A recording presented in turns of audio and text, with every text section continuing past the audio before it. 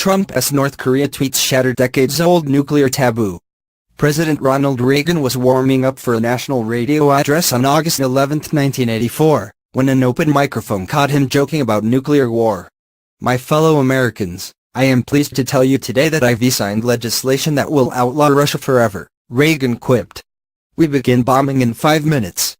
The international outcry that followed, newspapers condemned Reagan, and some Soviet forces were reportedly placed on alert, underscored one of the first rules of the American presidency: don't speak lightly about nuclear weapons.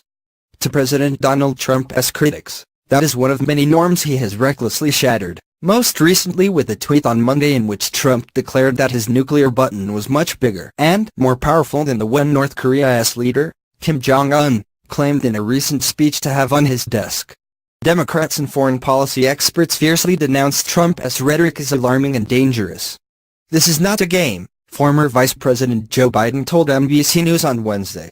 "This is not about, can I puff my chest out bigger than yours? It is just not presidential." Beyond the sheer terror that nuclear war invokes, experts said, one reason for the backlash is the way Trump has shattered the rules long observed by presidents and senior U.S. officials in their discussions of atomic weapons. For decades, political and military leaders have carefully sidestepped explicit references to the use of nuclear arms, preferring careful euphemism to Trump's blunt language. "You don't brandish these weapons. You allude to them, obliquely," said Joe Cirincione, a former congressional aide and president of the pro-disarmament Blue Shares Fund. Asked whether he would rule out a nuclear strike on Iran in 2007, for instance, President George W. Bush replied tersely, "All options are on the table." 4 years earlier, the Bush White House warned Iraqi dictator Saddam Hussein against the use of weapons of mass destruction. "The U.S. would use whatever means necessary to defend itself," warned the White House Chief of Staff Andrew Card, language widely interpreted as referring to a nuclear response. James J. Carafano, a military analyst at the Conservative Heritage Foundation, said in an online video Wednesday that Trump's tweet signaled no shift in U.S. policy and that pundits and reporters obsessing about Trump's tweets had wildly overreacted. "We've always said we will retaliate against a North Korean atomic strike with nuclear weapons," Carafano said, adding that statecraft is not just about what people say. It is about what people say in the context of what they do. But many nuclear experts disagree, warning that Trump's rhetoric could augur a dangerous change in public discourse about nuclear weapons. Most presidents and other world leaders have recognized that nuclear weapons are in a different class in the kind of massive destruction they would bring about, not just to military targets but to civilians, said Sam Nunn, a former Democratic senator from Georgia. They have not used language indicating that nuclear weapons are like any other weapon. That has been the norm. And clearly that norm has been broken down, added Nunn, who supported major Cold War nuclear arms spending, but now advocates dismantling those weapons as head of the Washington-based Nuclear Threat Initiative. The failure to distinguish nuclear weapons from other weapons, treating them as just another weapon that is usable, increases the risk and lays the foundation for some kind of catastrophic blunder. That thinking has likely governed the rhetoric of past U.S. presidents who have made clear to enemies that America is prepared to use nuclear weapons against them, but without using phrases like nuclear button.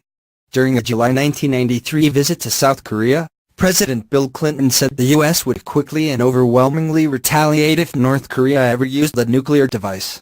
It would mean the end of their country as they know it, Clinton said. Nunn and others said loose talk about nuclear threats could lead enemies like North Korea to misunderstand American intentions and strategic tripwires.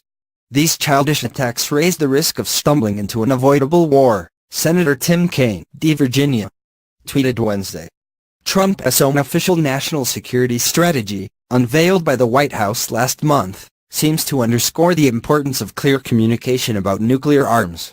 To avoid miscalculation, the document says, the United States will conduct discussions with other states to build predictable relationships and reduce nuclear risks.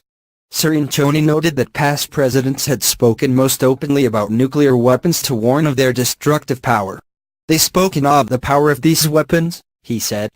They have talked about the threat of nuclear weapons, the dangers of nuclear weapons, not about the use of nuclear weapons.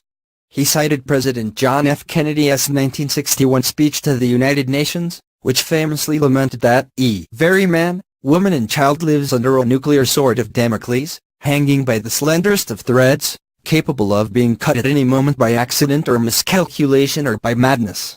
The weapons of war must be abolished before they abolish us, Kennedy said. Even Trump himself has spoken in similar terms, as he did in a May 2014 tweet. The global warming we should be worried about is the global warming caused by nuclear weapons in the hands of crazy or incompetent leaders. On Wednesday, White House Press Secretary Sarah Sanders was asked whether Trump's nuclear button tweet should raise concerns about his own mental stability. "I think the people of this country should be concerned about the mental fitness of the leader of North Korea," Sanders said. "What is dangerous is to ignore the continued threats,